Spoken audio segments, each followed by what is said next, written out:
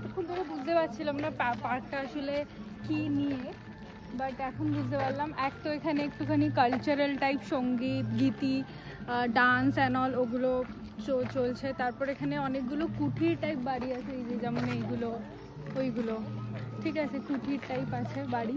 তো প্রত্যেকটা বাড়িরই একটা করে নাম আছে, যেমন আমরা 2-3টেই দেখতে পেয়েছি, ঝাড়খণ্ড ছিল, ত্রিপুরা, আসাম, এরকম প্রত্যেকটা বাড়িরই নাম আছে। ভিতরে মিউজিয়াম টাইপ অনেক কিছু আছে আর কি, রাখা আছে, তো ওটা মিউজিয়াম টাইপ একটা কনসেপ্ট। অ্যান্ড হ্যাঁ, ভিতরে ফটো তুলতে দেয়নি, তো ভিতরের ভিডিওটা নেই।